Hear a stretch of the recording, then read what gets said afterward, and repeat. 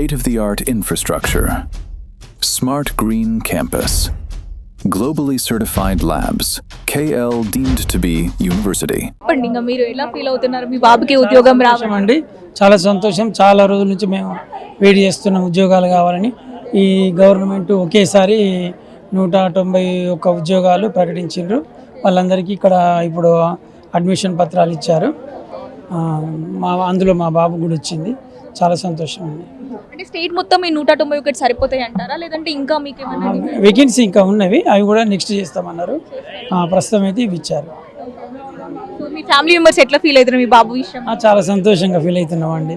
ఎందుకంటే ఉద్యోగం వచ్చింది కదా అని చాలా రోజుల నుంచి చూస్తున్నాం. ఇప్పుడు వచ్చిందని చెప్పి సంతోషంగా ఉందండి. మొదటిసారి ఇట్లా పూజార్లకి గవర్నమెంట్ ఉద్యోగం అన్నట్టు ఉంది కదా, సో దీనిపైన మీ అభిప్రాయం? లేదు, మా బాబుకి ఇంట్రెస్ట్ ఉంది. స్వామివారి సన్నిధి లోపల సేవ చేయాలని చెప్పేసి ఇంట్రెస్ట్ ఉంది.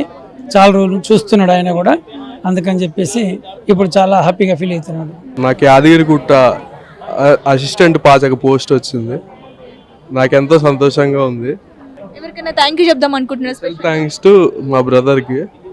నా వెనకుండి కృషి చేసి నన్ను ఈ స్థాయికి తీసుకొచ్చాడు. సో అన్నయ్యకి నేను ఎప్పుడు కృతజ్ఞతగా ఉంటాను. సో గవర్నమెంట్ వాళ్ళు ఫస్ట్ టైం ఇట్లాంటి జాబ్స్ ఇస్తున్నారు కదా, మీకు ఎట్లా అనిపిస్తుంది? నాకు చాలా సంతోషంగా ఉంది. సో మీ ఫ్యామిలీ మెంబర్స్ ఎట్లా ఫీల్ అవుతున్నారు? Family members so happy. ఎన్నడూ కూడా తెలంగాణ జిల్లాలో ఎప్పుడు కూడా జరగంది ఈ సంవత్సరం జరిగింది. గత 30 ఏళ్ళ బట్టి కూడా అర్చకులకు అన్యాయం జరుగుతున్నది. ఇప్పుడు ఈ రేవంత్ రెడ్డి ప్రభుత్వం రాగానే అన్నిటి కూడా అర్చకులకు సర్వ విధాలా కూడా అన్నిటి కూడా బ్రహ్మాండంగా చేయడం జరిగింది. అర్చకుల శ్రేయబుద్ధి కొండా సురేఖ గారు కూడా మంచి అన్ని కూడా డిసిషన్ కూడా బాగా తీసుకున్నారు. వారికి ఇళ్ళవేళలా ఆ స్వామివారి అనుగ్రహం ఉండాలని ఆ భగవంతుని ప్రార్థిస్తున్నాం. మొత్తం ఎన్ని ఉద్యోగాలు ఇచ్చారు? 191.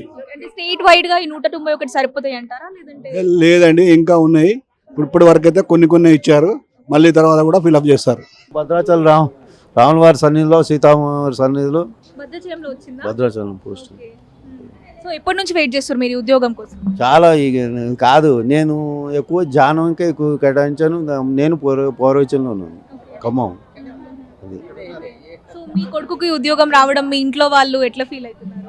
చాలా మంచి సంతోషపడుతున్నాం అండి. స్కేల్ పోస్ట్ నాకు స్కేల్ పోస్ట్ లేదు. నేను ఎంఏ బీఈడీ చేశాను. మా మిస్సెస్ లేదు, మా ఇంట్లో ఎవరికి లేదు. అందుకని మా అబ్బాయికి వచ్చి చాలా సంతోషంగా ఉంది. ఆ భద్రాచలం రాముడికి మేము ఎన్నో రుణపడి ఉన్నాం, అమ్మవారికి. అంతే. చాలా సంతోషంగా ఉంది. కష్టపడి చదువుకున్నందుకు వాడు వేద పాఠశాలలో మంచిగా చెప్పుకున్నాడు. అది ఆ గురువు గారి దయ, రాముల వారి దయ ఉండబట్టి వచ్చింది ఉద్యోగం అక్కడ. అది